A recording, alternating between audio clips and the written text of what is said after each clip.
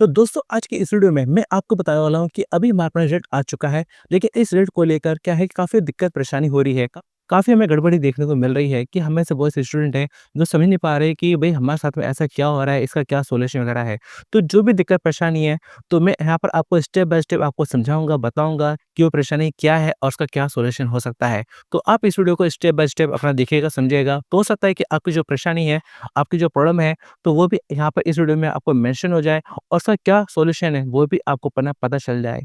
इसके अलावा अगर आपका कोई भी डाउट है तो आप हमें अपना कमेंट करके पूछ सकते हैं।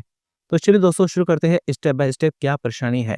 तो पहली समस्या ये आ रही है कि जब अपना रिजल्ट चेक करने की कोशिश कर रहे हैं, अपना रोल नंबर सबमिट कर रहे हैं, तो वहाँ पर आपको अपना जो रिजल्ट है शो हो ही नहीं रहा। तो इसकी वजह हो सकती है कि हो सकता है कि आप अपना गलत रोल नंबर डाल रहे हो, तो एक बार अपना ज़रूर चेक कर लीजिएगा कि आपका सही रोल नंबर क्या है। दूसरी वजह हो सकती है कि आपका सेशन ही ना बनता हो। हो सकता है कि आपने एग्ज़ाम ही ना दिया हो, आपका सेशन ही ना बनता हो, जिस वजह से आपका रिज़ल्ट शो नहीं हो रहा है।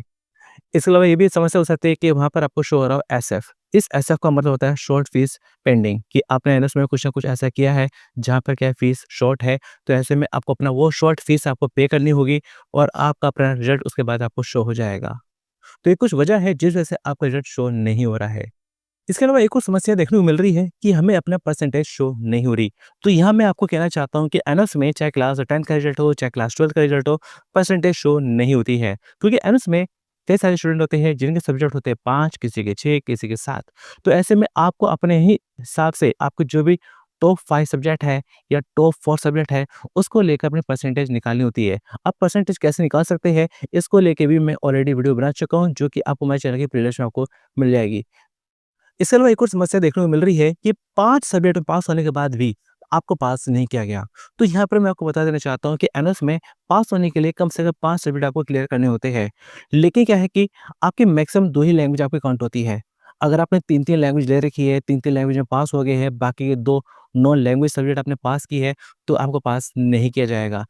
अगर आपने एक भी लैंग्वेज नहीं ली है और बिना लैंग्वेज के आपने पाँचों सब्जेक्ट आपने क्लियर कर लिए हैं, तो भी आपको पास नहीं किया जाएगा।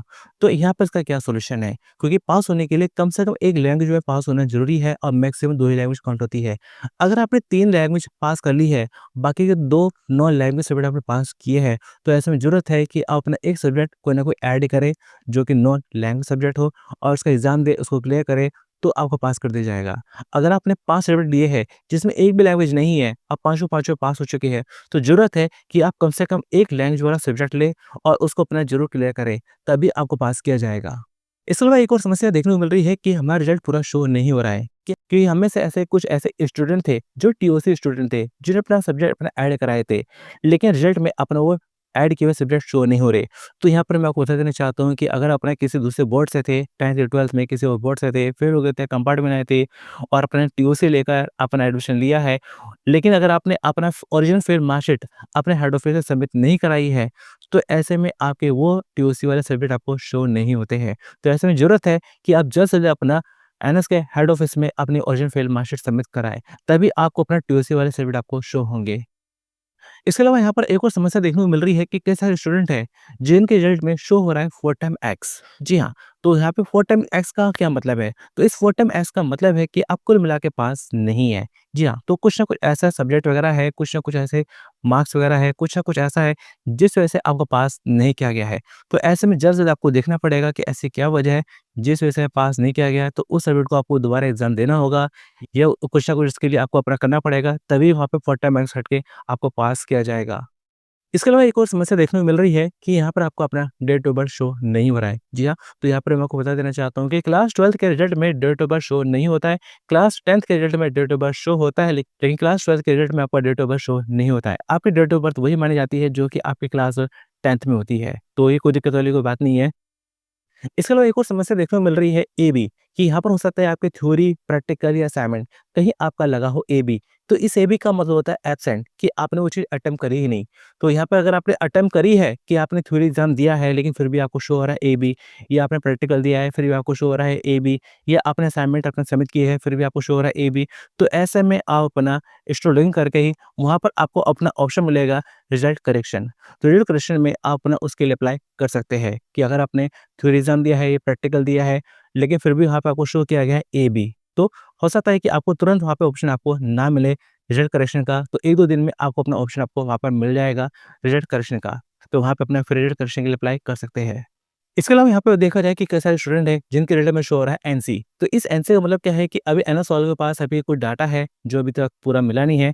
जैसे उनको डाटा मिलता है तो आपका जो रिजल्ट में एनसी हटेगा और आपका रिजल्ट शो हो जाएगा। इसके अलावा यहाँ पे हमारे अपना आपके रिजल्ट में शो हो सकता है आरडब्ल्यू रिजल्ट विद हेल्ड। तो यहाँ पे हमारे अपना किसी वजह से आपका रिजल्ट रोक लिया गया है।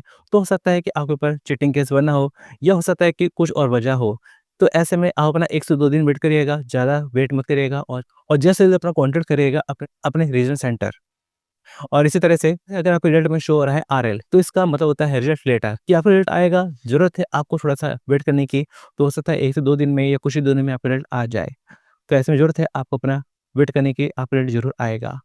इसके अलावा यहाँ पर देखा जाए कई सारे स्टूडेंट हैं जिनके रिजल्ट में शो हो रहा है अपना एसवाईसी। इस एसवाईसी का मतलब होता है subject you have to be clear कि आप अपना उस सब्जेक्ट में अपना पास नहीं है। तो हो सकता है कि अगर आप कुल मिला के आप पास नहीं है तो उस सब्जेक्ट की आपकी एग्ज़ाम फीस आपकी दोबारा जाएगी, आपको दोबारा एग्ज़ाम देना होगा।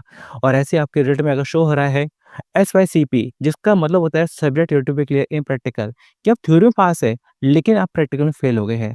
तो ऐसे में ज़रूरत है कि आप उस सब्जेक्ट की अपना एग्ज़ाम फीस पे करें। आपको दोबारा थ्योरी देने की ज़रूरत नहीं है, लेकिन आपको दोबारा प्रैक्टिकल ज़रूर देना है।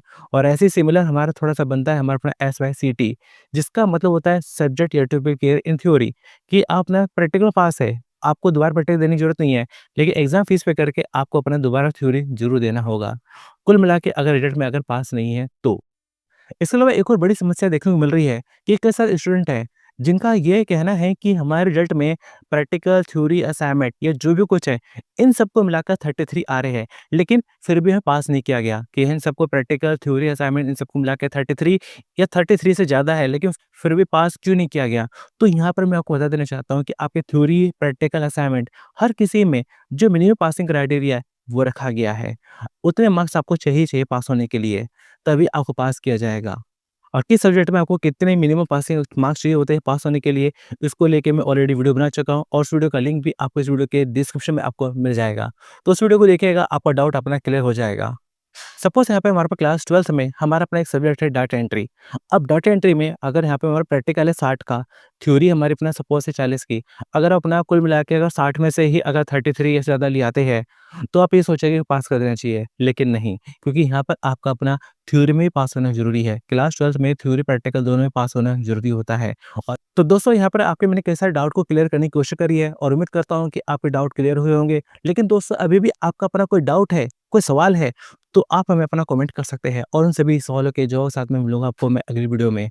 बाकी दोस्तों एनएस में कोई भी अपडेट आता है, तो उसकी जानकारी आपको हमारे चैनल के माध्यम से ही सबसे पहले पता चलती है। यहाँ आपको आलतू-फालतू खबरें आपको नहीं मिलने वाली, सीधा आपको काम की खबरें आपको मिलेगी। तो चलिए दोस्तों मिलते हैं फिर अगली वीडियो में। Thanks for watching.